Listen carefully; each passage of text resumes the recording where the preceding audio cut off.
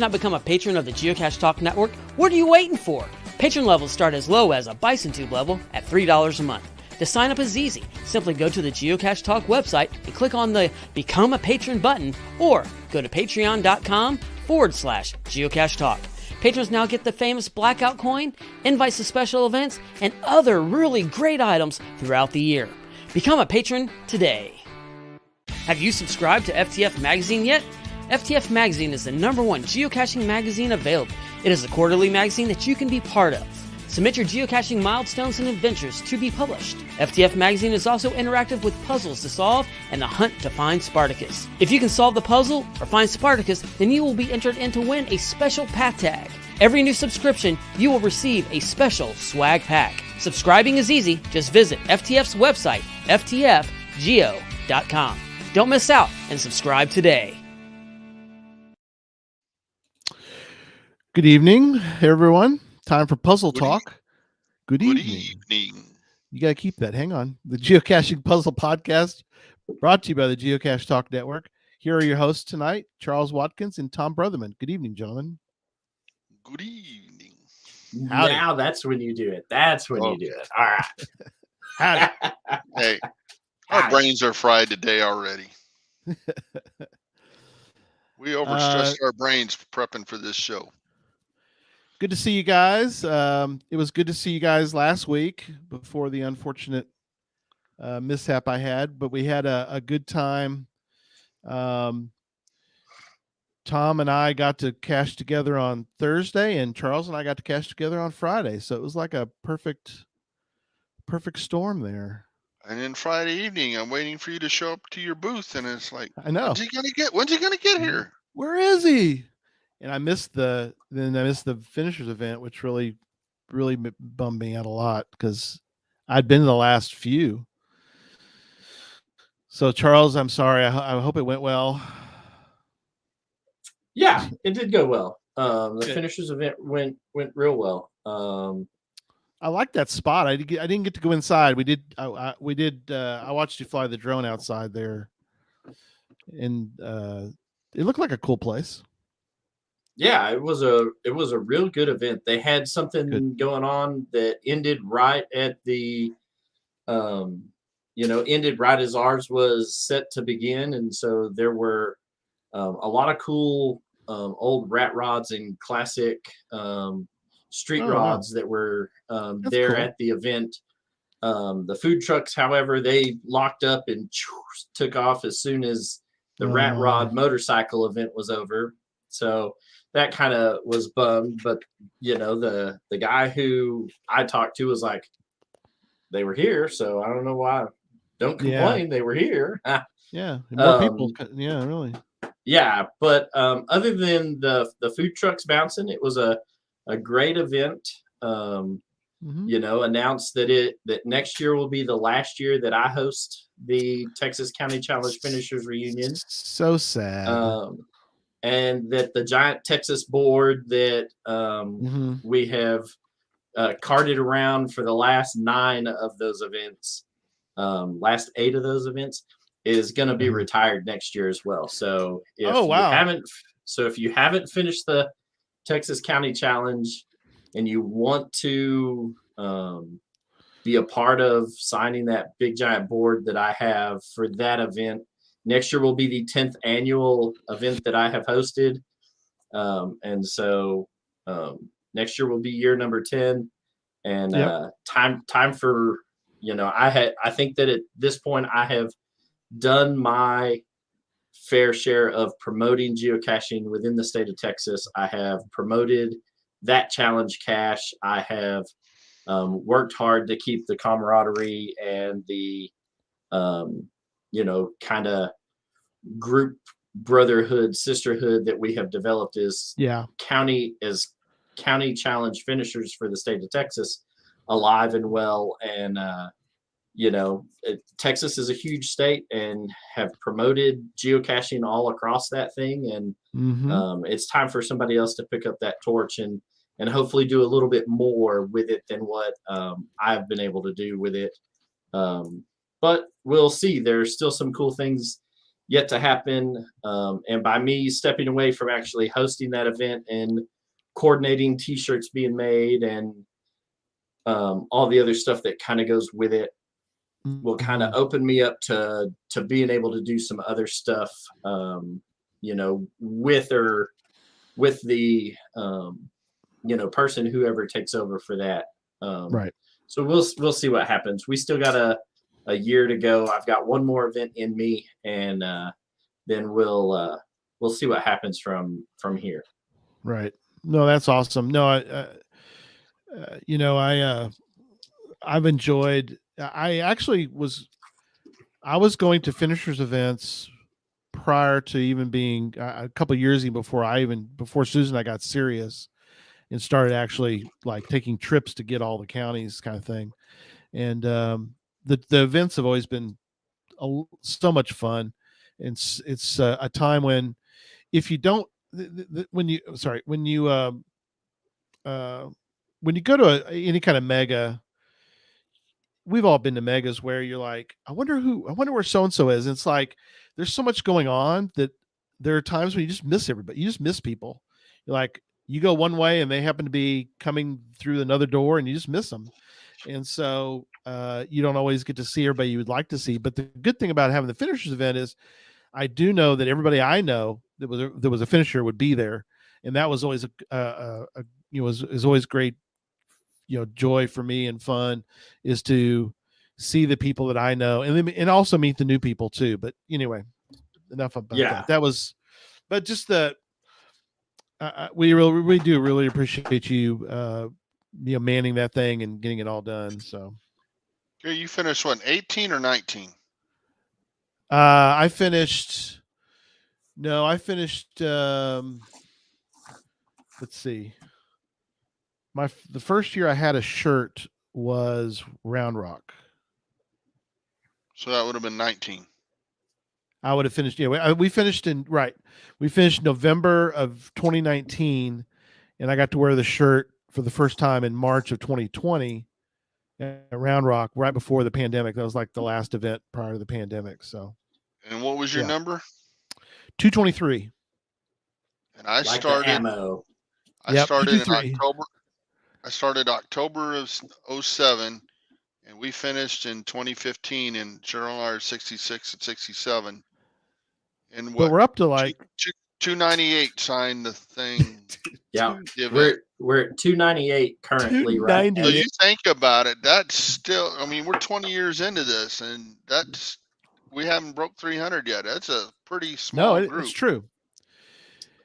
Yeah, so I finished in 2013. I was the last person to finish in 2013. I was the first person to sign the logbook. I signed it in January of 2014, and I was number 57. Oh, wow. Yeah. So you figure that there were 0 finders the very first year that this challenge cache was out. Right. Yeah, this is before you had to have completed the challenge before you can make one. Yeah. So it was it's kind of neat to sit there and look at it, but you figure that the cache started in 2006, right. 8. It was one of those 2006 or 8. And by the time I finished in 2014 and got to sign it, I was number 57. So yeah, it had existed a good long while, and just didn't have a whole lot of numbers of finishers. It wasn't until I started hosting an annual event about it. And the fun part about that is that people got together and they're like, hey, I'm working on this, but how did you tackle this section of the state? Like all of these counties. And so it was fun because you get to sit there and talk strategy. You get to talk about how, route planning and caches along the route and stuff like that. And so it really is a fun event to just hang out and listen to people talking to prospective finishers on, hey, how did you get, this area down in the valley? Be like, they're just, and you get to looking at it and, you're like, there's a county down in South Texas and the name of it slips my mind now, but it's just north of the county Mexico? that has South Padre Island. Yeah. Oh, But it only okay, has 3 caches. It's Kennedy yeah. County. So Kennedy, Kennedy yeah. County only has 3 caches. 3 caches, right? It is The the whole, it's a huge least area. right. The Right. least I mean, you figure that, out towards Mentone, everybody laughs about got Mentone, but Yeah. the county that has Mentone in it has 7 caches in it. It has Yeah, twice as many as. Now, when you and I did it, it only had 2.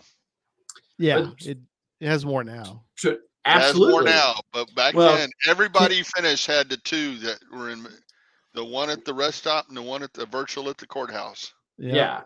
So it's it's been fun.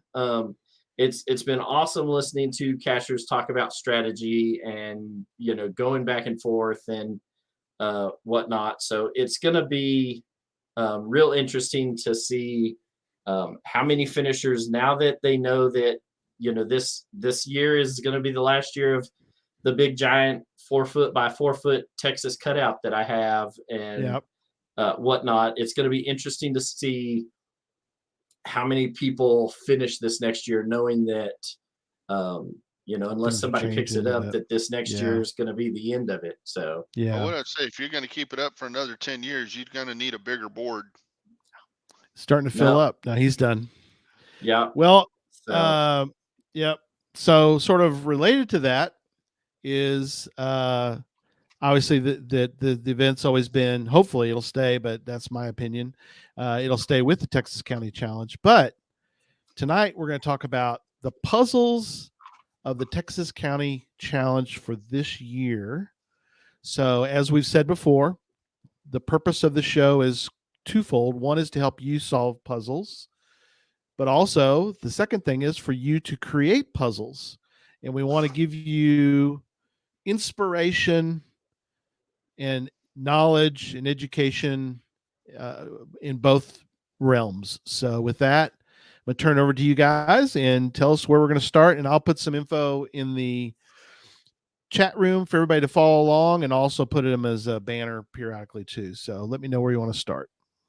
All right. So I've gotten a little thing written up about this mega event and whatnot. So let me read this off. So the Texas Challenge mega event and geocaching festival is held every March.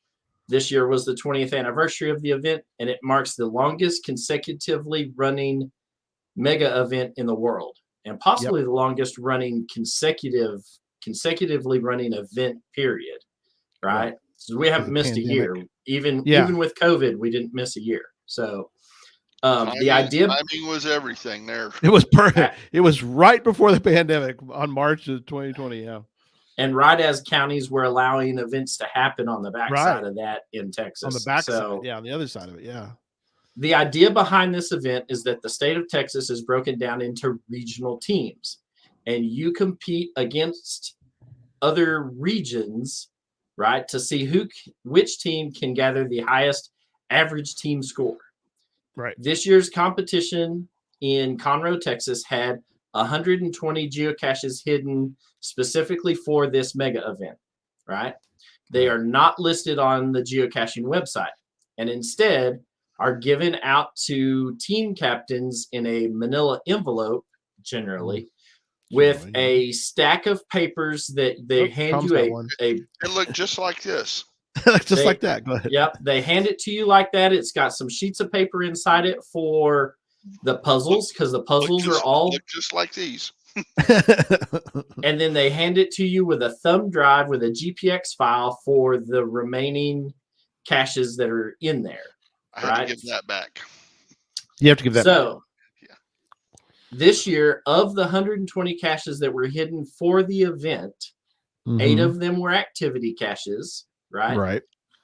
3 of them were multi-caches, and 6 of them were puzzles. We obviously are going to be focusing on the puzzles. And this year's puzzles were rated. Hold on. Let's not leave people hanging, because they're going to go, what the crap is an activity cache? Oh, yeah. Those are funny. Because there's one that really let's spend a minute on that, because one of them my group did 6 of them, and one of them was freaking hilarious. Okay, good. And some of them are pretty crazy with tricycles, and that was Bastrop. That was one. Yeah. So activity cache, you have to go to some ground zero, and there's some people that will meet you there usually. I remember one year it was one of the activity caches was you had to find this couple that were walking around and you had to answer riddles. And another one was you had to get your picture taken with this guy with the yellow bandana. This year there was 4 locations. They had 2 things you could do at each one. So the first one I went to, you had to throw a cowboy hat through a hula hoop that's like 10 feet in front of you. So that was pretty quick. Then you run over to. I did it on the second try. I was too confident on the first one. The next one was do horseshoes, and you either had to do a ringer or toss 12 times because they weren't going to make you stay there forever. Forever, right? That makes sense. And then the next one we went to, they had cup stack, and they give you a little like Nerf gun kind of thing, and you had to shoot till you knocked all the 5 cups down or something. Right. And then the next thing, it was my favorite one. So they had 2 cones set up. I don't know, 100 feet from you. Oh. And they had these 5 blow up cows. And they're like maybe, I don't know, a foot long, about whatever. You got 5 of those, and they give you a stick horse and a pool noodle. You had to ride the stick horse and herd your cows at 150 feet through the cones on the other end. Wow. I mean, it was just the silliest thing. That was my favorite. That's probably one of my all-time favorite ones we did. And I don't remember what there was a boot toss. I know I didn't do the boot toss. And Use Text Dave's mentioned it was a windy day too, so made it even harder. Oh yeah, it was windy. I remember it was a giant Connect 4 thing, and you just had to drop the things in and do alternating colors, which sounds easy, but when you're in a hurry and you got 2 people doing it. Oh yeah, especially when you get a hurry for anything. And then at the same place they had a memorial thing with a bunch of flags and monuments at or the historical markers at the bottom. And they give you a little thing about the flag. So then you'd have to go match up what they told you with the flag. So then you could go look at the marker, read that thing, or take a picture, and go back and tell them 3 facts so you learned about that spot. Crazy. That's awesome. Teresa said the other one was you had to rope a cow head. I didn't do that one, so I didn't do the boot toss or the cow head. Rope the cow bit. But herding cows was fun. That does sound like a fun. Well, so before we get to puzzle number 1, you guys need to, because y'all would know this one. Husker Medic asked a good question, because we also want to give y'all guys event information, because if you want to do an event, that's kind of a fun thing to do. But it's asking, how did you use the information, or how did you get the information from the GPX file to a usable format? Or how do most people do it? The GPX file is made with GSAC. You create each cache individually, so somebody spent forever doing that, because I did that one year. It's a pain in the butt, but whoever did that this year, thank you, sir. You did a great job. So you create all those, you use GSAC to create that file, and then they gave it to us 2 ways. You had it on the flash drive, right? And so for our team, I was playing for Wes because I kept saying, so you could pull it up on a computer, right? You can pull it up on a computer. So, but what we did on West, everybody was using a phone, so I just emailed it out to everybody. Right. Yep. Oh, and so the people who was using CGO dropped it in. Those that was using Cashly dropped it in. Yeah. If I had anybody using a GPS, I told them bring your cord, but I'll get it to you. We load it up in GSAC too. I'll get it to you. Right. Yeah. So I've done it where we come back and we have a row of laptops there ready to go, and we'll plug it in and copy the GAPX file over to every laptop. And one of those laptops, the first one we copied it to, their job, once they had it loaded, was to email it to everybody. We had a giant email already ready to go. They slid the GPX file into it and emailed it. Then you can move it into Dropbox. You can load it into Cachely. You can load it into CGO. You can load it into GeoGo.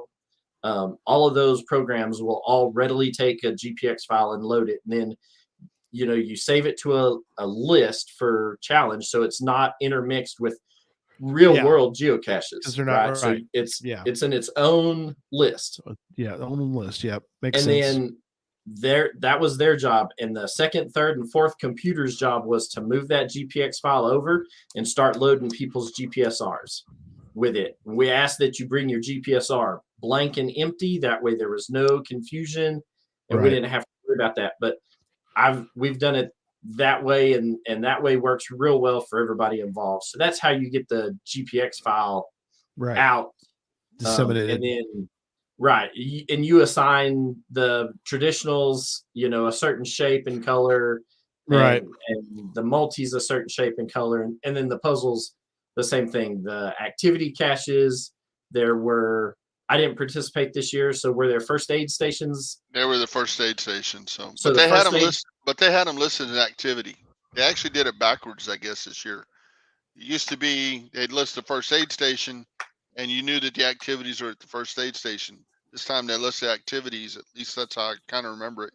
Right. But you knew that's where the first aid stations and the turn-in points were. That's where you turn in your scorecard at the end too. Scorecard at the end, yeah. So this year there were 6 puzzles. One of them was rated as a 3-star. One of them was rated as a 3.5-star.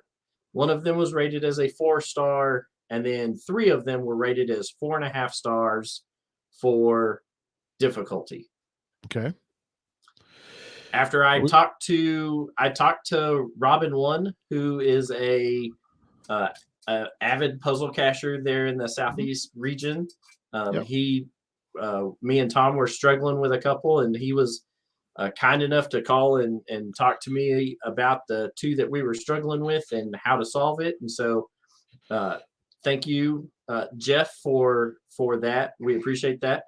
But he's the one who created all of these puzzles and put a geochecker on all of them. So it was really cool. Very cool. But in talking to him, he said part of the difficulty may not have been, it may be a 4.5-star rated puzzle, but the puzzle came pretty easly to you.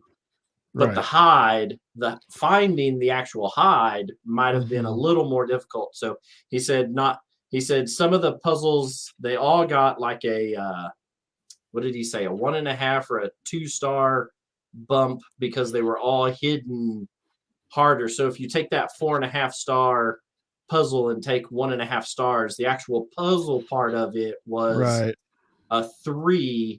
They added the 1.5 stars because they made the hide more difficult to find than other containers out there. So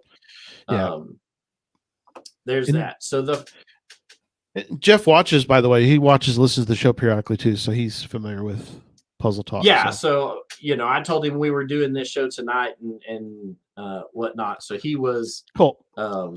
He was cool to give us that so that we could to go over them tonight on the show. So the first one that we're going to look at. So Brad, there's no GC codes because they're not.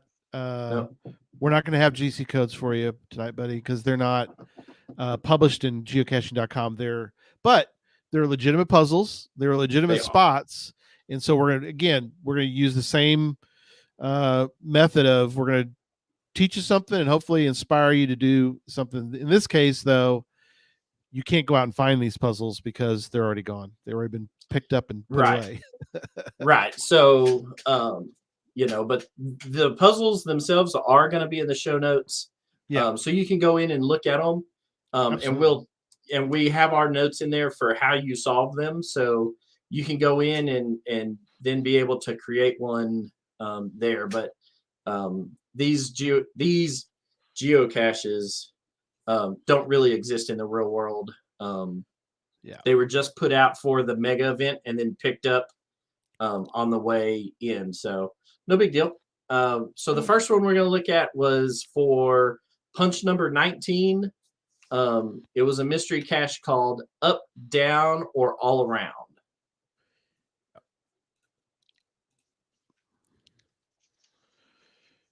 it punches because if that's the punch number of the card that you're filling out for the right. Correct. Okay, cool. All right, cool. And we get it on a piece of paper. Yeah, Right. so we get them. So that's another thing. All puzzles, it's got to be a puzzle that's solvable just by having it printed out. It's kind of like the puzzles in FTF Geocacher, which we don't want to talk about later. Don't mention that one puzzle. Don't mention that puzzle yet. Don't mention that it came out of FTF Geocacher because that kind of sucks. But like those, they have to be where it's on a piece of paper. You can't hide anything in source code or. Right. I guess they could have done colors, but it's always so black and white. So yeah. So Charles is going to show that one, so you can kind of walk us through it. Yeah. He's bringing it up now. he's sizing it where you can see it. Yeah, trying to make it a little larger. So this is what Punch that's 19 good. Looks like. There's the geochecker that is on there, which actually goes to a legit geochecker. That's and cool. Will tell you whether you were right or wrong. And I can't remember if last year's puzzles had a geochecker on them, but I like that this year's had a geochecker on them. That way you could go in and legitimately say, this one is right. Yeah, I like that. So, Tom, go ahead and walk us through this one. Well, the first thing you got to do, it helps that we have events starting like the Tuesday before the challenge, so that if you're from a good distance away, you can already have 3 or 4 days to get in and get used to a different set of numbers to start with. That's true, because you're caching in another part of the country for everybody. So I'm North 29 and West 98, but this is North 30 and West 95. Right. So I have to shift my brain to think, okay, I'm not in San Antonio. I'm 200 miles from home now. Right. So knowing on this one that, okay, first of all, there's what I can't even count the domino. 1, 2, 3, 4, 5, 7 dominoes. Yep.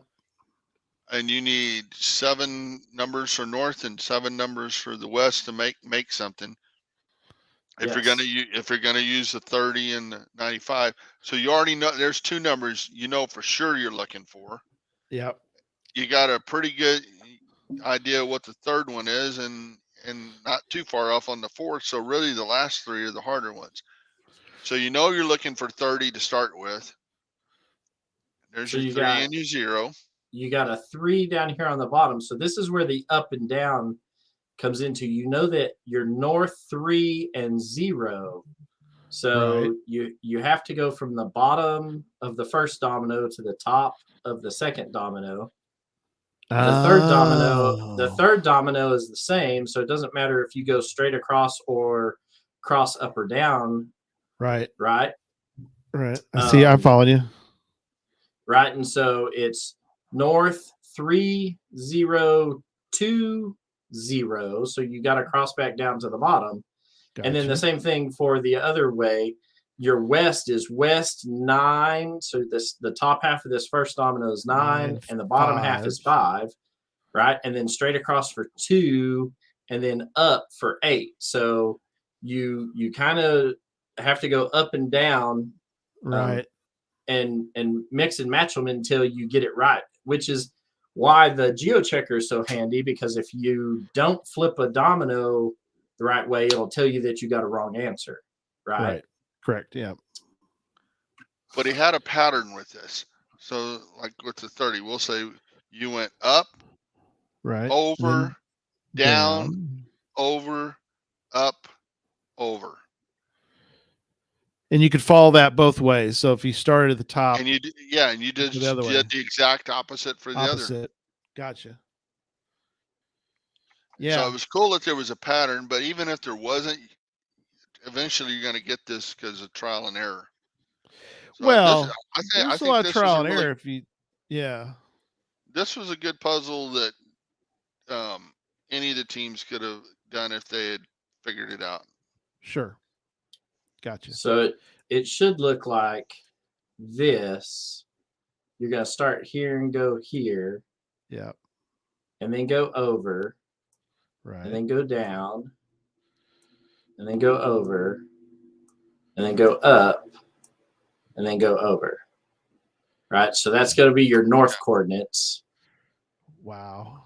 And so right? if you figure that one out, though, it gives you a big boost for the next one. But it's that And first then you one. do yeah. it like opposite. this Yeah. for your west coordinates. Right? So you should end up with something that looks like that in the end. Makes sense. Of all of that, so that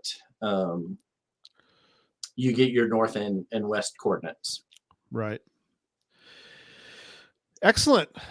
Can't say that I've seen this anywhere before. So this to me, this was original. Yeah. So, I mean, he may have seen it somewhere, but I can't recall seeing this. So. Before we jump to the next one, though, I do want a carrot killer says next year they should hide a puzzle and a watermark on the paper. Well, Adam, you can get that done now, buddy. You're kind of sort of in charge over there, so you're on the committee. You can take care of that part. So clever though. Just know we will beat what you was to that? death if that happens. There you go. Yeah, That glow right in the there. dark. Yeah, there you go. Glow in the dark. Yeah. And so if you put this on a white piece of paper, and then laminate it, you can't tell that there's something written on that white piece of paper until you shine a flashlight. I've been testing this here in my house, which is how I know this, right? So you get you a piece of paper and you write the coordinates on it, and then you laminate it. And I have yet to be able to tell that there is something written under it after it's been laminated, even though I'm the one that wrote on it. Yeah, that's pretty clever. Right. And so then you get your your flashlight out and test it, and sure enough, so then you can, if you make it small enough or roll it up or whatnot, you can toss it into a cache container, and it's there. Perfect. So we may see that again someday. Yeah. If that's one of the challenges, I'm going to beat you with the stick, Charles. What if you're the one putting the challenge out, though? You may be happy about it. No. Oh, well. All right. On to the next I one. am a gun for hire now. You are. Yeah, both of you guys are kind of becoming free agents. All right. We're going to Punch 47. Yeah. So Punch 47, this was also known as 15th in order. So it looks like this. Gotcha. This is one that I ran down this rabbit hole earlier today, and I was looking right at the answer, and I missed it. That. The other rabbit hole that I went down was the Fibonacci sequence. Right. And I went down the rabbit hole of the Fibonacci sequence, and that didn't help me either any. What I went down the first time was something that, as my mom was a math teacher growing up, I did this math project growing up called the Sieve of Eratosthenes, right? And that filters out all of your prime numbers, and it was a filter way that you could filter out all of your prime numbers, like up to 100 fairly quickly. Right. Okay. Cool. Which is where I went with this initially, and I totally missed it. I totally whiffed it because the answer to this is north 30, right? It says 50, but just for the audio listeners, right? Right. So the given coordinates are north 50, 219.11,519, right? Yep. So somehow I have to make 50 turn into 30. Well, what is 5? 5 is the third prime number from 0, right? Is the third prime number. So 2 is a prime number, 3 is a prime number, 5, right? Right. So 5 is the third prime number. Right. So you put a 3 underneath the 5. 5. Right. 0 is 0. 0, right? 0. We're good there. 2 is the first prime number, right? And then 19 is the 7th prime number. Oh, Is that yeah. right? Is that right, Tom? I don't have it right in front of me, but yes, I do. Hold on a second. But I see where you're going. That's clever. 19 is the 8th. Is the 8th prime number. All right. So, because 23 is the 9th prime number. 23 is next, then 29. Yeah. Right. So then 2 is 1, and 19 is 8. So now you're at north 3018.11, right? So you got 1, 3, or I'm sorry, you got 2, 3, 5, 7, 11 is the 5th. So dot 5. Right. Right. 5 is, of course, the third prime number again. Yeah. And then back to 19, which is 8. Right. Right. So he gives you prime numbers, right? And so the same thing for the west coordinates. 0 is 0, right? 23 is 9, right? Because we know that we're at west 95. Yeah. So 23 is the 9th prime number. Right. 11 is the 5th prime number, right? And so I was sitting there looking at a list of prime numbers earlier today and was like, no. I was sitting there looking at it and I was like, well, 50's for sure not a prime number, you know, and I just totally missed, it went right over my head. I was on the right.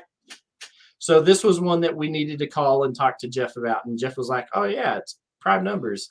And so once I sat there and started looking at it, I was like, and he started explaining it to me. I was like, oh yeah, I can see that right now. Yep. So the tricky part for this is this 2233 at the very end coordinates for what they give us for west coordinates. So the west coordinates are, 319.2233. Well, we already know that 3 is the second prime number, 19 is 8. Right. And then you get this, so you're like, all right, are we at 2? 2 is a prime number, so is 3. And so you're like, all right, well, it can't be 22, so there's a 1122. Well, that doesn't add up correctly because that's too many digits. Right. But 23 is the 9th prime number. Yep. So it's 192. 192 for the ending coordinates. So yeah, this was a fun one. What is the AKA 15th in order? What does the 15th in order clue mean? Oh, you ready? What is the 15th? What is the 15th prime number? Oh gosh. It's 47. Oh. What punch are we? Yeah, punch 47. Punch number 47. Oh, see, Tom's finally getting it. He's like, oh, dang it. I went a different way. I was thinking Rot 47 when we talked about that. Right. Yeah. Punch 47. It's also known as the 15th. Right. It is the 5th. 47 is the 15th prime number. Oh, man. Trust me, when I was talking to Jeff on the phone and he said, dang it. Well, 47 is the 15th prime number. And I looked at that and I was like, oh, you've got to be kidding me. You've got to be kidding me. And me and him had a good laugh on the phone because I said, well, I was looking at prime numbers and he was like, oh, and you didn't get it? And I was like, wait a second. I was like, and that was before I told him that I was going down the Fibonacci sequence rabbit hole. Yeah. And he was like, nope, this. Nope. And I was like, oh, you got to be kidding me. I was like, I was looking right at it too. Right before I started looking at the Fibonacci sequence, I had prime numbers pulled up and Yeah. Roomba And Cats. I was Go gonna say ahead. I went down the base rabbit hole, and Right. and, Base, it right. got me because 50 They and weren't- base 6 is 29, and I thought, hey, I'm good to go because I'm working on this a week later. I'm back in my area. North 29 works great here. Yeah. Yeah. So I thought I'm So- off and running, and then I hit the next one, and yeah, I hit a roadblock. Yeah. Roomba Cat says he went down thought it was going to be like Magic 15, like every row adds up to a 15, but nope. That's good thought, but not correct. And then Teresa says, love when they have a play on words like that. So. Well, and the fun part about this is that pretty much all of these have some kind of keyword in the title. So like the first one, Right. up, down, right? Up, down. You have to know whether it's the top number or the bottom number in the domino sequence. This one, aka 15th in order, 47 is the 15th prime number. You will notice at the end of all 6 of these puzzles that the title has some hint in the end for telling you what you should be looking for. Oh, clever. But for whatever reason, the bell did not go off when I looked at this earlier. Yeah, I understand. I've been there. All right. Yeah, my clanger was broke. Next one. I love this one. Punch 89 Mystery, aka 100,000 Mile Club. You skipped Punch 65. Did I? Yeah. Are we going to skip Punch 65? No. Go to 65. In my notes, it doesn't show 65 next.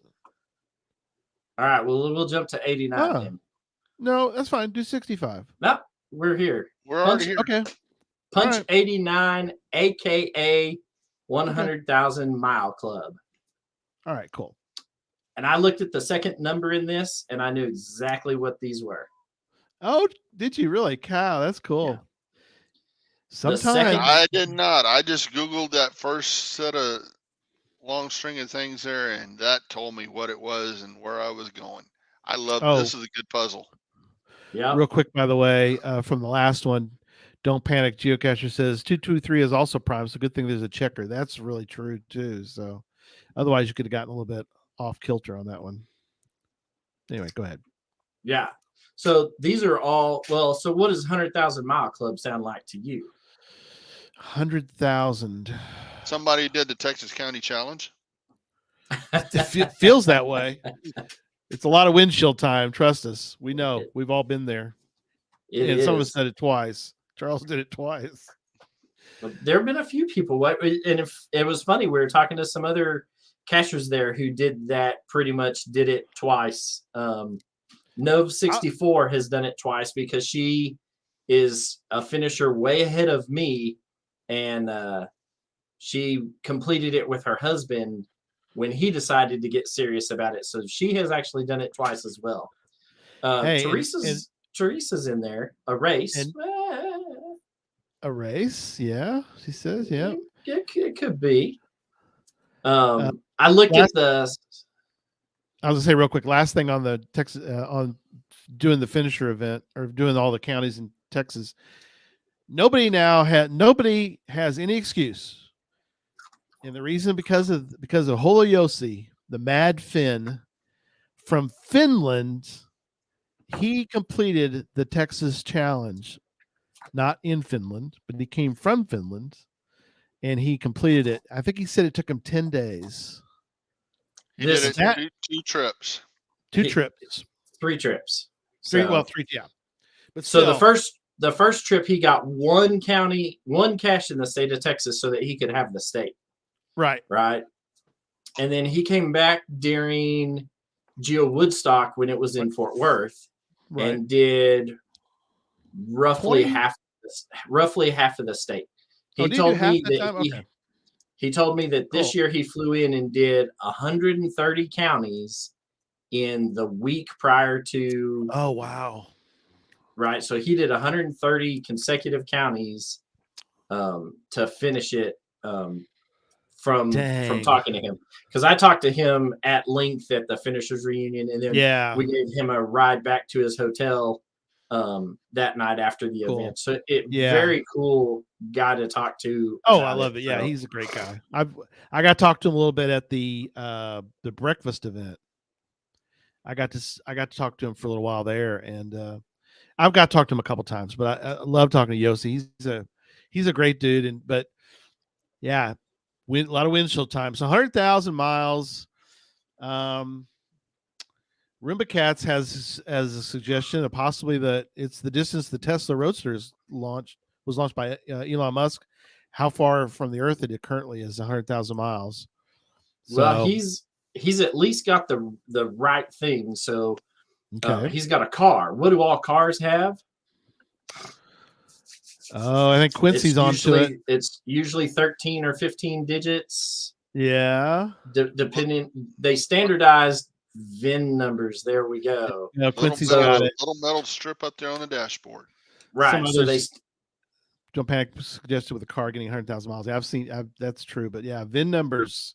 Right. So these are all VIN numbers off of cars. The 3VW, the second VIN number that's in this, is a VIN number for a Volkswagen. Oh, okay. So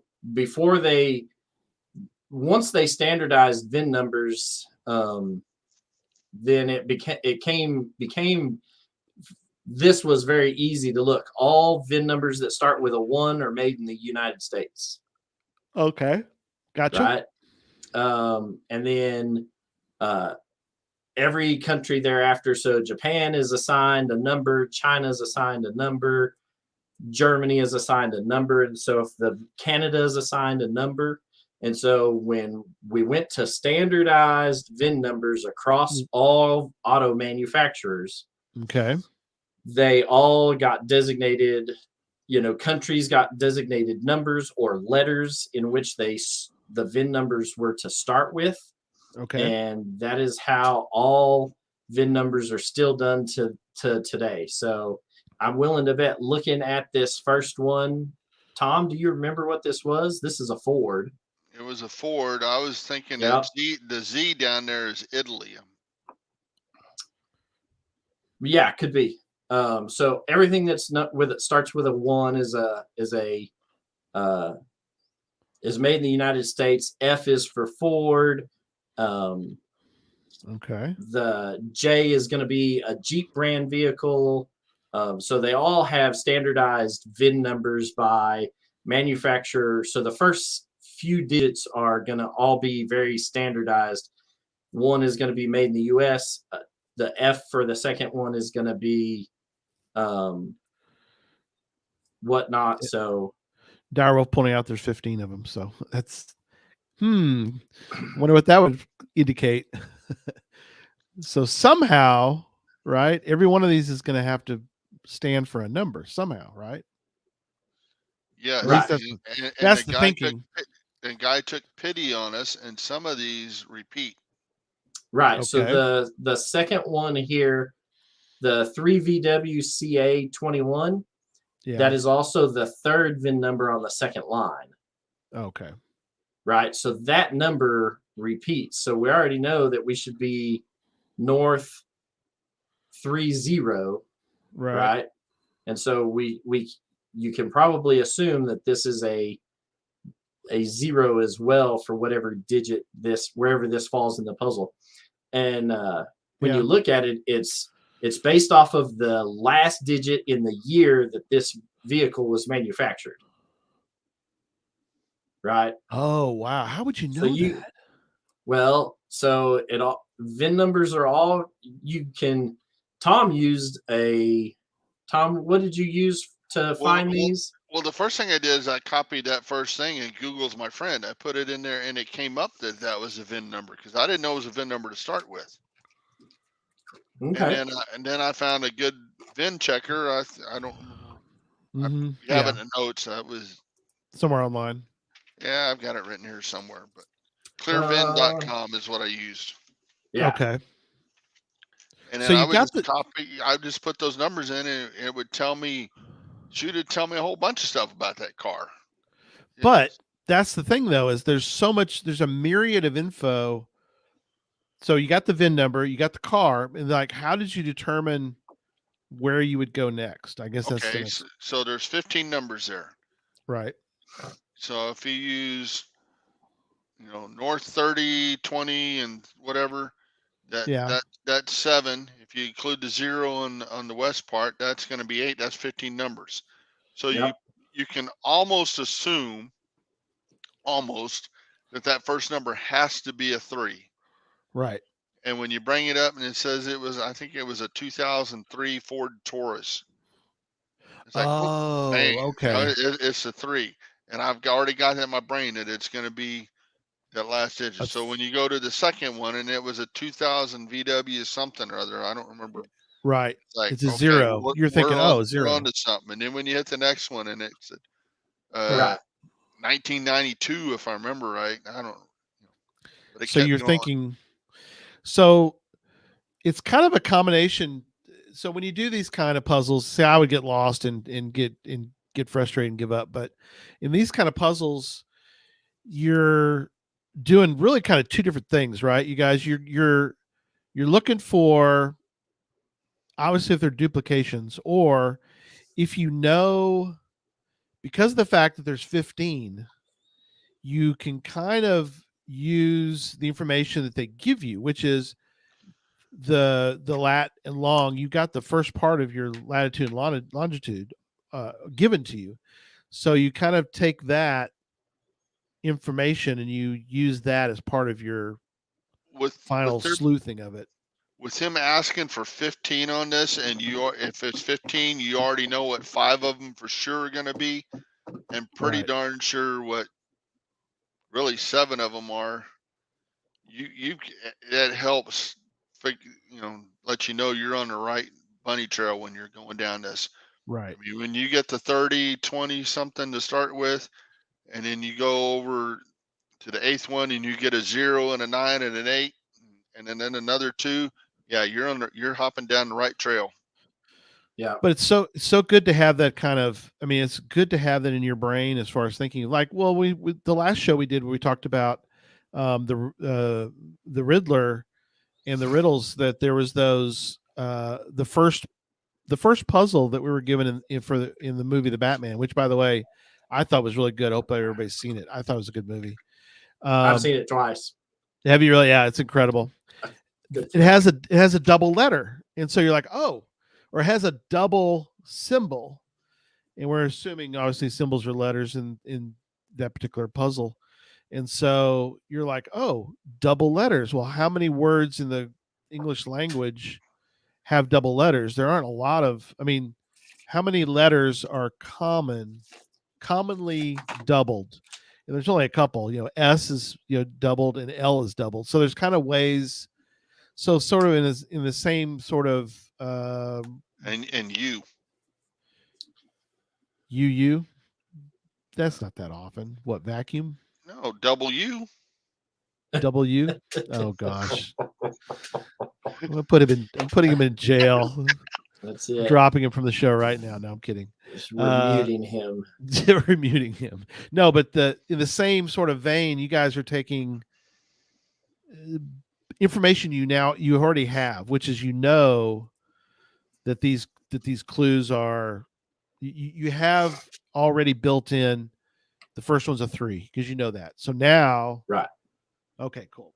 That's good to know though, because for people that aren't really good at puzzles yet, it's a really good skill to pick up. Right. What I'd like to know on this puzzle is, I mean, I love this puzzle.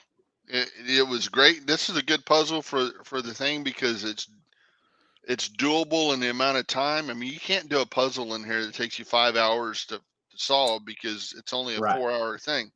This was very doable. He repeated stuff, what makes it even quicker. But I'd like to know, how did he create it? Oh, because I got the easy button. I can plug these things in and come up with, here's a car. How do you take, this is a car I want? I mean, I guess there's ways to read easy. it. No, that's easy. So you sit there and figure out that you want to base a puzzle based off of this, right? You want to create one. I want to create one. You then go to Craigslist. Yeah, that's what Darwell's saying. And find that you're looking for a 2007 Mitsubishi. Hit enter, and most of them tell you the VIN number so that you can go and pull a Carfax. Okay. Right? Okay. You can go find it on Facebook Marketplace. Somebody's trying to sell this. You just go to online car searches, anywhere that somebody's trying to sell a vehicle, right? Craigslist, Facebook Marketplace. Even if you went to a dealership and looked at their inventory, they all have the VIN numbers listed. Right. Just pick and choose now. Yep, that's the easy button. So now we know he likes crappy Fords and VWs and really nice Ferraris. We can pick Ferraris, right? Yeah, there was one nice Ferrari in there. It can be reverse engineered. I can see that. I had to type them in on the one I did.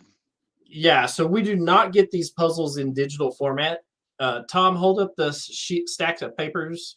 Well, yes, I did, but it was on a PDF, and so it wouldn't let me copy it. So, everything I did, I had to type it in. You just punched it in. Yeah, but that didn't take long. Yeah. So, all right, let's go back up. I fixed the show notes so that thank you, sir. So that Punch 65 was bolded for us. Thank you. Sorry about that. You're welcome. No, it's all good, brother. So we're going to jump back up to Punch 65, which is AKA unlimited data. This took me about 4 or 5 seconds to figure out what it was. This Dang. Is yeah. Well, what do you need unlimited data for, Gary? Your phone. Right. I want unlimited data for my phone. And so what do you do with your phone? I don't call anybody. That's right. You're a texting fool. That's right. So if you look at this, texter, these are the nine key where you have to punch the number 2 once for A and twice for B and 3 times for C. Yeah, those old days on your Nokia brick phone, right? Yes. And so when I talked to Jeff about this, I said, yeah, so you got these ones that don't mean anything, so we got to throw them out. And he's like, no, the ones were important. They were spaces between the 444 and another 4. Right? So on this first line, you've got 444 1 4 1 4 4. So now you have the third letter that's on the number 4 pad. You have the first number on the number 4, and you have the second letter on the number 4 button. He said, I had to put those ones in so that you didn't think that it was 444 and another 444. Yeah. Or he goes, otherwise it would have just been 6 4s back to back. I had to do something to separate the numbers. And since the 1 key has 0 letters on it, I put the 1 in as space holders. Yeah, there you go, Darren. The T9. No, it's not T9. T9, it's similar. T9 was similar. T9 was a predictive thing. Oh, so, okay. You would hit the numbers, and it would kind of guess what you really wanted to do. This is multi-tap, where you actually had to hit it twice to get the second letter. Come in and are enjoying it. So just if you want to argue about it with me, just go look at Decode, because they've got it in their thing 2 different ways. Okay, so you've got to think through an old phone and like, okay, if you hit the 4 button 4 times. Well, even if you pull up your iPhone, mine's not going to show it. If you pull up your iPhone, the number 2 digit still says ABC. That's true. Right. And the 3 digit says DEF. Right. See it does. Yep. Make it. And the one's blank because it doesn't have anything. Right. So there's, that's still that numbers, that system for typing is still on, even your brand new iPhones. I guarantee you all of your Samsung phones, all of the Windows phones are probably still going to have the letters underneath the number for whatever reason. Which I'm thinking probably drove some people crazy. Like, that doesn't make any sense. Why is the one? That's the way it was. That's the way it was on the old phones. So, yep. So this just took sleuthing through to get to the end of it. Sure. When I looked at it at Challenge, we were a small team of 10, so we didn't have anybody dedicated really for puzzles. It's like, look at it, you either know it right then and there, right, or you don't. And the ones threw me for a loop. So I was like, into the pile, we don't have time, and off we go. So our little group, we only got one solved. You were West, right? I was playing for West. Playing for West. Something also just point out, we've pointed out before, but if you're not from Texas, come to Texas Challenge. You can even compete. You can compete on any team. I think that you can, but you can also. If there's enough people, they will make an out-of-state team. But if not, they divvy you up. And so we had some out-of-state people in West Texas, so that we could have enough. Right. West Texas covers probably half the state as a region, but nobody lives out there. that at least came to this one. This was the furthest challenge for people from West Texas to get to, because it was just 10 miles north of Houston. So it's a haul from El Paso. It's a haul. And so the same thing when you sit there and have the event that's out in Lubbock, your people from the Houston area that are going to travel to Lubbock or to Amarillo or to El Paso for an event is probably going to be pretty slim. So some of these other teams that generally come in second, third, or fourth in these annual challenges at this mega can sometimes score real well at some of these oddball, far off events, locations. So just to give you everybody out there, there was an obvious first place, there was an obvious second, and there was an obvious last in this thing. third, fourth, and fifth were tight. Pretty darn. It was tight. Yeah, I know my region East came in third, and we were not far. I was West. West wasn't too far behind. That's cool. We were not that far behind. Just to give people an idea of how far it would be if you happen to live in El Paso and you're in the same state and you want to drive to Houston. It's not even in the same time zone. No, it is closer for you to drive from Houston to Chicago, Illinois, than it is for you to drive from Houston to El Paso. Yeah, it's 10 hours and 53 minutes, by the way, if you want to plan accordingly. 746.5 miles is the drive of how far it would be. And it said how many hours? 10 hours, 53 minutes. That's without stopping. No, that's 11 hours. There's a couple of Bucky stops in there somewhere. It's a lot longer than that. Well, true. And most cars you're not going to be able to drive 746 miles on a tank. You're going to. Do we have to talk about this one? We do. All right, moving on to the next one. Oh, wait, before we do that, hang on. Direwolf had a final question and then we'll get to that. I'm sorry. Direwolf had a good question. He just wants to make sure he understands fully. Here we go.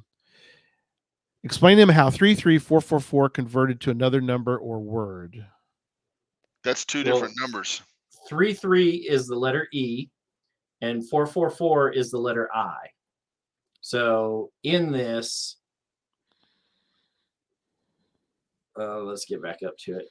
So 33 is the letter E, 444 is the letter I. Right. So EIGHT. That's a number spelled out. Yeah. So don't panic. Geocache says 33 is second number of the 33 and 444 is third number of 44, which give you it's starting to get you to 8. Right. So if you look at this very first one, it's let me throw it back up here in this. So if you look at this, the very first line, so you have 33, which is E, 444, which is I, 4, which is G, 44, which is H. Do you already hear Gary's wheels clanging in his head that wheels? The north and the 95? Which is T. And we've been telling him all night long that the next number was going to be a 2, and you're spelling out 8. Yeah. Okay. Oh no. We're not spelling out 8. Why is Charles screwing up here? Charles isn't screwing up here. Charles didn't screw it up. What's the deal? All night long we've been telling you that next number should be a 2. Well, that there may be more to this than this is like layers of an onion, like an ogre. There are layers like ogres. to it. That's right. Keep Right. peeling. So they may have the numbers spelled out backwards, right? And so 8 may be the actual last digit in your number sequence. Right. So you may not have, it may be the last digit in your decimal degrees that you need to solve. Or they have this where it's in decimal degrees and it has a funky conversion to it. Okay. There's so the moral of this story is keep running. You're actually starting to spell something. So keep running down this rabbit trail and see where it goes. right. So I mean, as long as you know that you're spelling something, right? And then you got, so 8 is T, then 3 is E, and then 3 is E. There was that one in between as a spacer. Yep. 6 is an N. Oh, you just spelled 18. Oh, that's doable from a 20 to an 18. Okay. Oh, all right. And Lori. Yeah. Get well, Lori, too. She's got a lot more. I just broke a small bone in my leg. That's nothing. Lori's broke in multiple locations, poor girl. So praying for you, Lori, you get all better, because she's got lots of breaking going on in her butt, or was, but hopefully it all heals up. All right. So we're gonna start selling the geocache bubble wrap to wrap everybody up with when they go caching. Yeah. All right. Let me do some work here real quick. Okay. While you're doing that, Direwolf's like, yes, he saw that one. So, all right. So it kind of gave us an easy button on that one too. That after the 18, then he put in point, and that's in both of them. Oh, gotcha. So when you see something repeating in there, that's a good thing if you can notice it. Right. Okay, so this one right here, punch number 91, We ought to skip this one. We should skip this one. Beg, borrow, or steal. I'm begging you to skip this one. So I told Jeff that we would do this. He made a phone call out to First to Find magazine and asked to borrow their puzzle that they had. I think this was two magazine editions ago. This was the puzzle that was in there that was called. I want to throw out a disclaimer that though I write the puzzle stuff in there, I do not make the puzzles for the magazine. That's Keith. Keith made that one. Keith does it. So I have nothing to do with making the puzzles on there. So no problem. So this I don't want people saying, well, you made it, you should have figured this one out. So I took this one and I did this with it. Let's see if it's. So the clue is obviously beg, borrow, or steal. So that's okay. Now we're watching you see what you do here. Right. So I made it this way. Right. Oh yeah. And so flipped it over correctly. Right. Yeah, I flipped it sideways so that I can read the ones and zeros. And you notice that there's this row of all zeros in here. Right in the middle, right? So what you need to do with this is take this to either a piece of graph paper or into an Excel program so that you can put each one of these numbers in their own little box. So you need to put a 1 in a box, and then a 1 in the next box, and a 1 in the next box, and then a 0. Hold on. Did you go down any other bunny trails before you did all that? No. Well, then you didn't try hard. I tried binary, and that obviously didn't get anywhere. I was thinking, okay, it looks like binary. That was so then the next thing I thought, it looks like that Baudel code. Right. That wasn't going anywhere. It's like, well, crud. So then I laid it out. I went where you're at. I just didn't complete the process. I laid it out in the Excel spreadsheet just like you're gonna say, but I didn't do the last step. Right. So the dots that are in this are line breaks, and that's telling you to go down and start Back. over a line. Right. Right. So that's like hitting the return on an old school typewriter. Gotcha. Right. Which and then what happens? Give you 11 lines. Right. So this is what you end up with in Excel if you do this right. Okay. Right. Yeah. So here's your row of zeros. Right. Right. So before you hit that magic button, just ask do you see anything? Yeah, Gary, do you see anything? Does anyone in the chat room see anything? Yeah, that's a good question. My initial course guess is that the all zeros is sort of our break point between north and west. That's my first guess. Okay. All right. Do you see anything more? I tried summing stuff up, and with the big bar and steel thing, when I summed up the first row, it came out to 20. I summed up the ones, and then the next one it was 9, and I thought, okay, well, if I add them up, that's 9, and maybe I was supposed to borrow a 1 from the next line, and yeah, that didn't get me anywhere. I see where Brad says ones are numbers is what he's meant.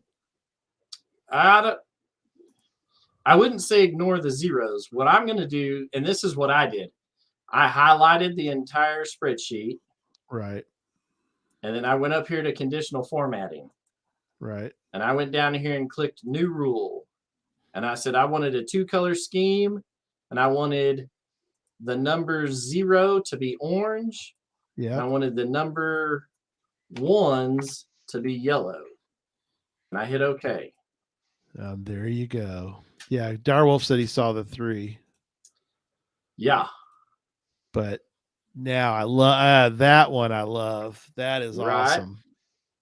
So this one would be super easy to do. You build it in Excel, and then you just copy the strings from one to the other. But how this puzzle had it laid out, and he said, when I talked to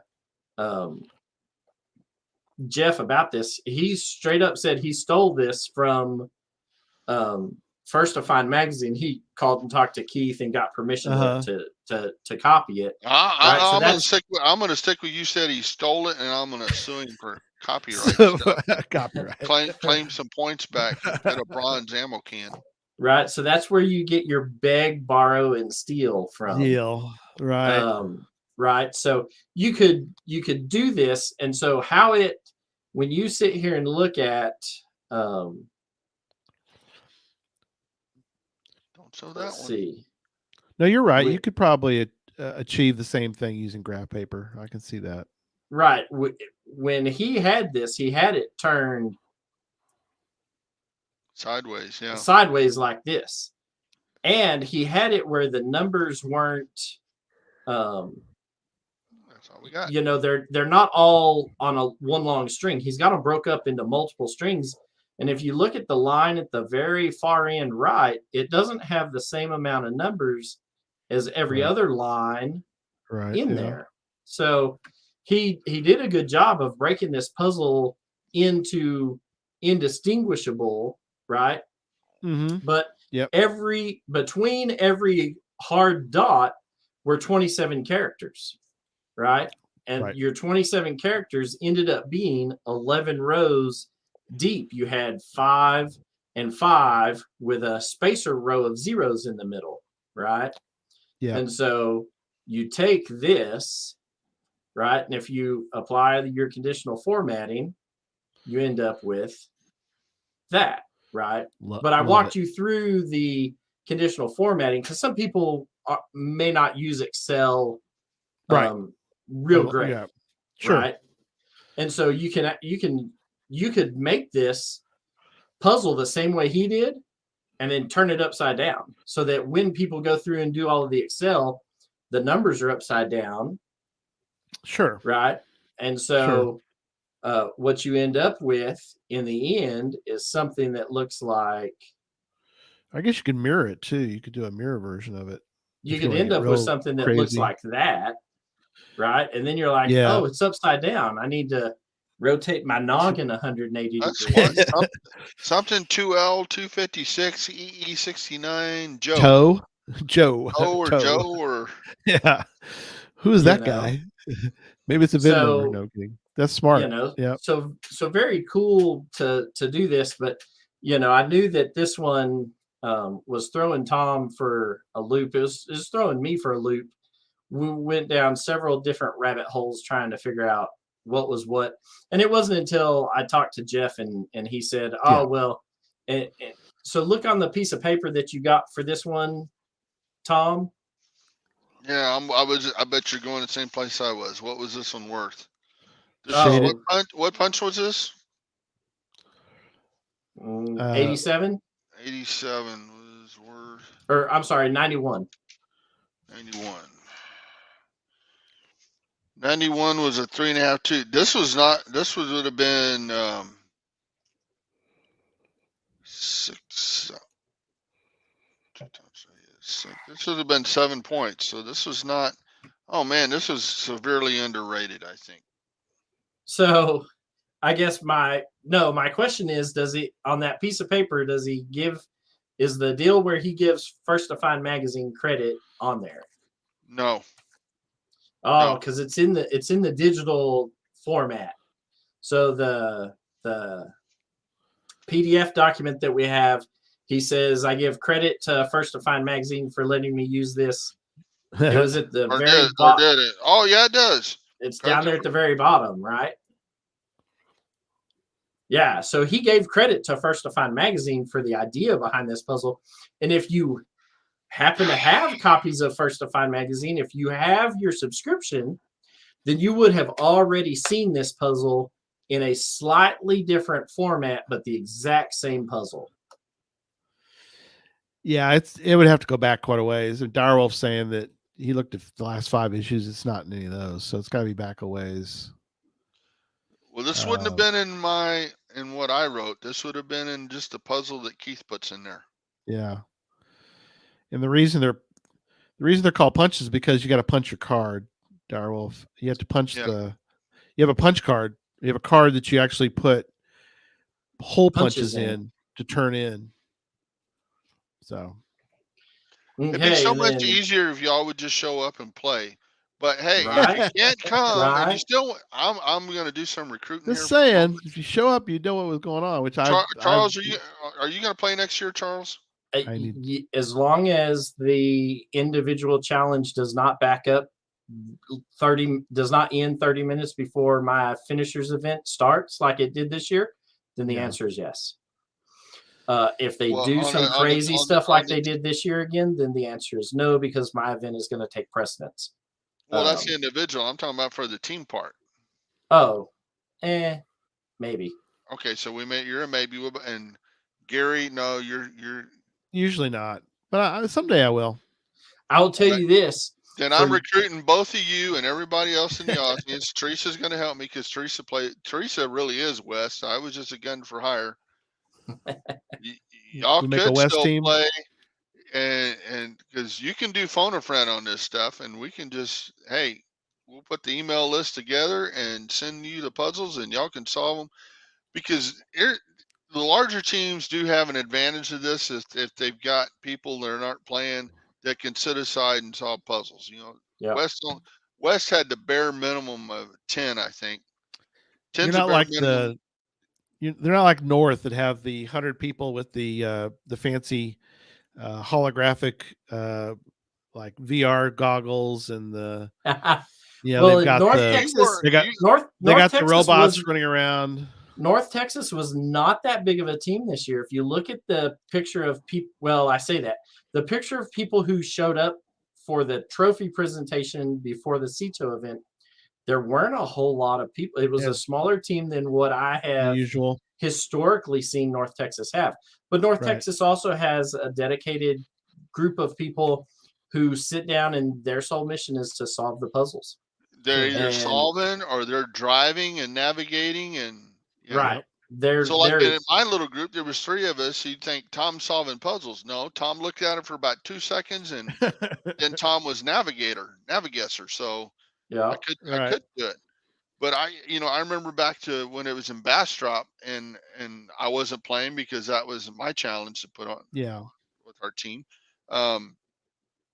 Southeast had if I remember right, they had a trailer set up with a table on it, and they must have had like 6 people there on computers, keeping track of, they're solving puzzles, they're writing down what they found where, and disseminating that information out. And what I'm waiting for is, and I pitched this to the West Texas rep a few years ago, is the next time that West Texas has to put it on, I hope they host it in Brownwood, Texas. Because in Brownwood, Texas, AT&T owns the Sky service above in Brown County. And if you have Verizon, you have 0 cell phone service. And you want to cripple half of the people who come up and show and play, and you want to make an even playing field, hosted in Brownwood, Texas, where the Verizon employees have AT&T phones because they can't have a Verizon phone because there's 0 cell service for a Verizon phone in Brownwood, Texas.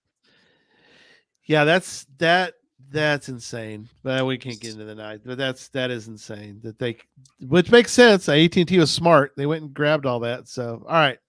Now this one our team did. We did get this one solved. I don't know if anybody actually found it. I know our group didn't because challenge. Let's back this part up. Challenge used to be small enough that we could have it in state parks that were pretty decent size.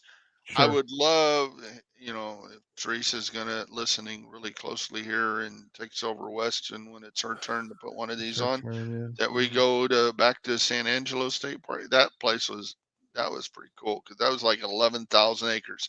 It's big enough to handle us. Yeah. About 2012 or 2013, we was the first time we took over a city.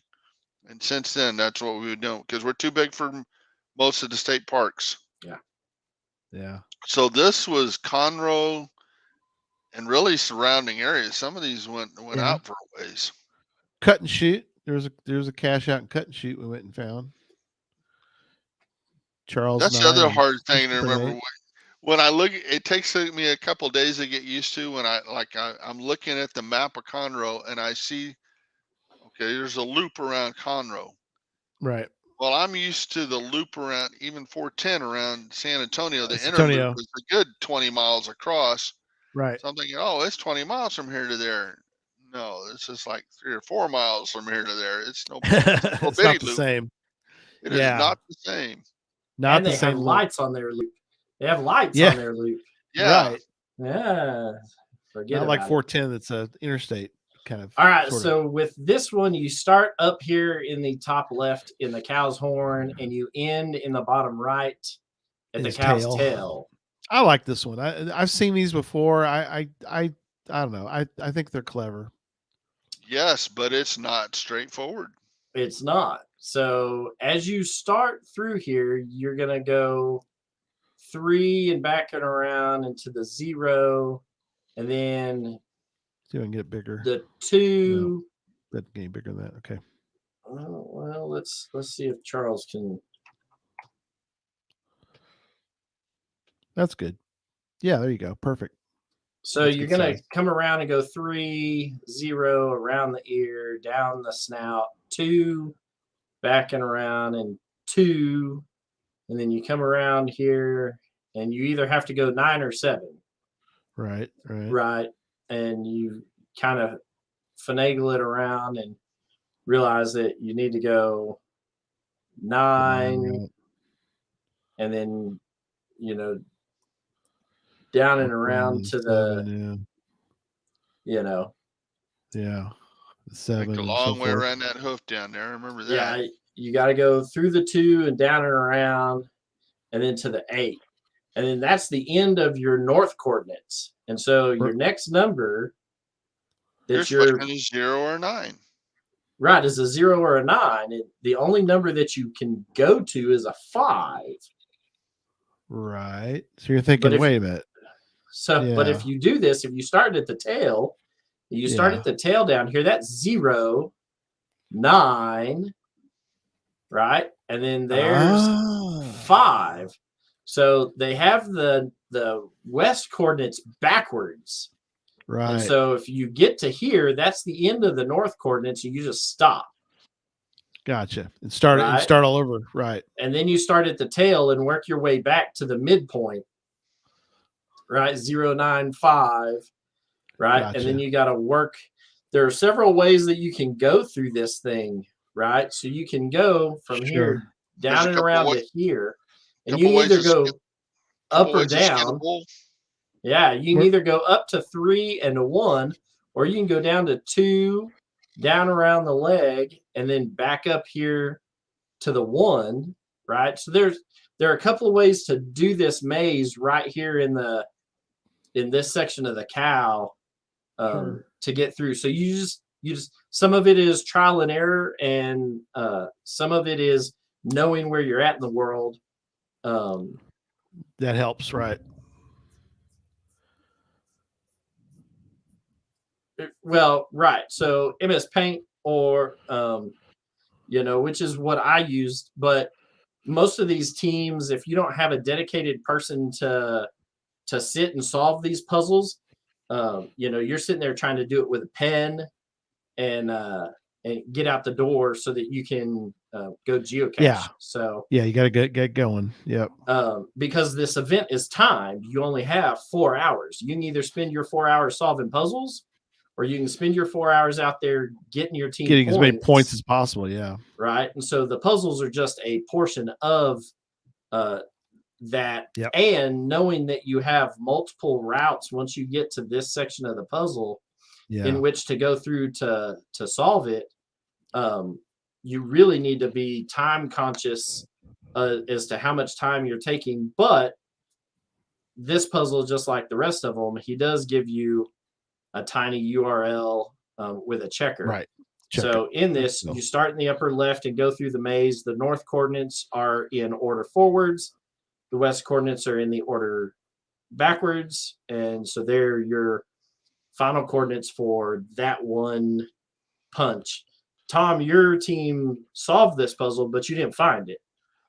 I know my group didn't find it because we were way south of it. Yeah. But if we had farmed these out and let's say a guy eating pizza in New York solved it and sent the answers back to us, sure, and we were in the area, we could have plugged that in and off we go. Yeah. Yeah. And Teresa said they got it. So Teresa said they did. So that's good. Yeah. And so for you guys that are up north in Illinois or New York, it's cold still. It's cold still up there. Y'all still got white stuff on the ground. Ooh. Dang. Really? Texas usually not got any white stuff on the ground this second or third weekend in March every year. And it's significantly warmer. I was wearing shorts and t-shirts when I was there. So, you could come down from the Great White North. That's right. Come for like visit a us. week. Yeah. And get a mega event and, get a little sun on them white legs of yours. That's right. 25 degrees. Are you insane? It was in the 90s here in Phoenix today. Yeah, it was. I'm just saying. It was in the 90s. If it didn't hit 90, it was close to it here. Close that here in Texas. It hit 90 yesterday. We're mowing lawns down here. We got the lawn. We got the pool out. We got the pool stuff out. Yeah, we've done blowed the sprinkler system out and primed the pump, and that's right. It's flip flops and Mai Tai weather. That's right. And you could be a part of that if next year you decide to come down for the mega event that right now is scheduled. They announced that it was going to be in Longview, Texas. So you can fly into Shreveport, Louisiana. You can fly into get a few states. Dallas. You can fly into Dallas. You can get you the Oklahoma, Texas, Arkansas, and Louisiana, all in a nice little weekend. And that mega event right now is scheduled to be in Longview, which is, not far from the Louisiana, Texas border. So, I know it could be a good time. We've already talked about it, and we're pretty sure we're going to stay in Shreveport just to do something a little different. Get some crawfish etouffee. No lie. Yep. It's an hour. Crazy Cajuns eat bugs that come out of the ground. About an hour 45. It's less than 2 hours for me to get there. So. Oh, look at Dave's already. And Dave told you ain't even got to fly. Amtrak. Jump on the choo-choo and come on down. Have a good time. There you go. That's right. There is an Amtrak station in Longview. So there you go. Come on down. Darren's saying he has the great weather right now. It's 100 degrees Fahrenheit. I don't doubt that at all. Australia. Well, they're about to go. They're kind of making the rounds. So winter is soon approaching, Darren. You're part of the world. So, we allow that, Direwolf. We allow people to wear bear stuff because you're going to be in an area of the country. Oh, he's going to put his bear thing on. There you go. There's a little bear. How about that? Yay. Longview is kind of mostly probably cowboy area, but there's probably some Saints fans and there's probably some Texans fans over that way. But all right, we digress. All right. Those of us that don't follow any of it and don't care. Yeah, that's true. Don't care. Yeah, there's that too.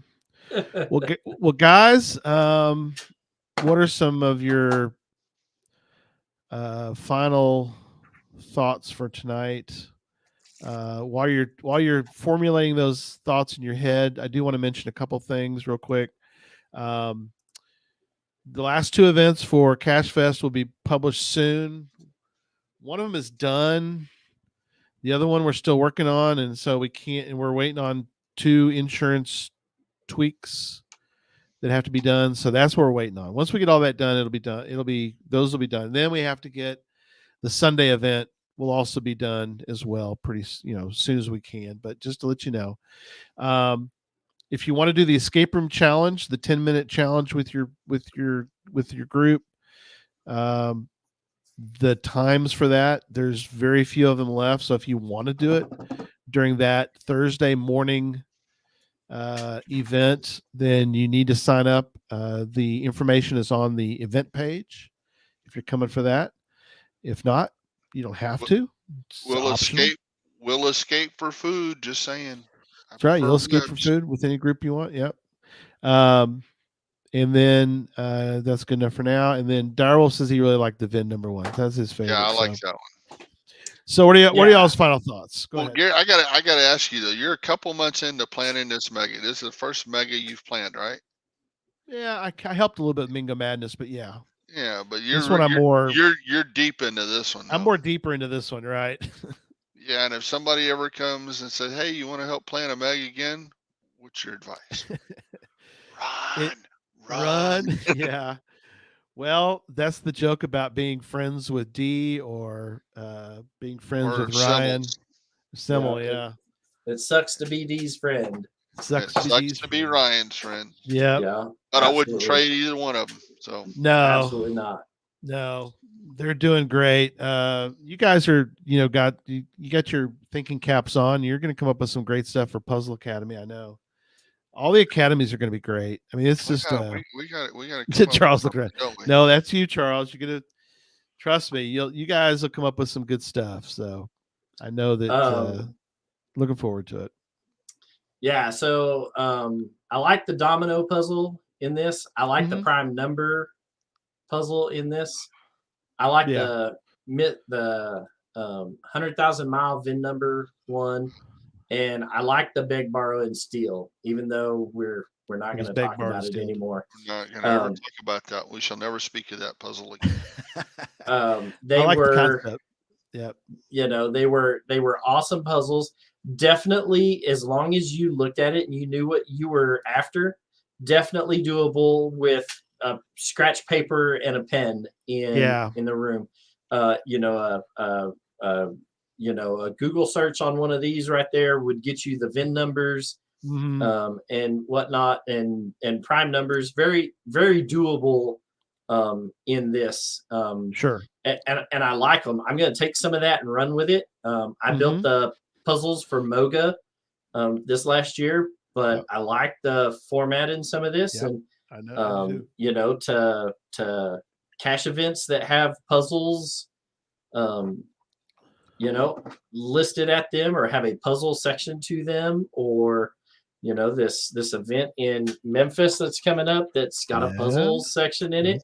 That's true. You might be able to see some of these or a spin on them in the near future. So if you're one of those cachers that's going to be at some of these events that have puzzle stuff, we've been asked to create some of them, and I think Dave's right. Checkers help, and that was the one thing. I can't remember if previous years had checkers or not.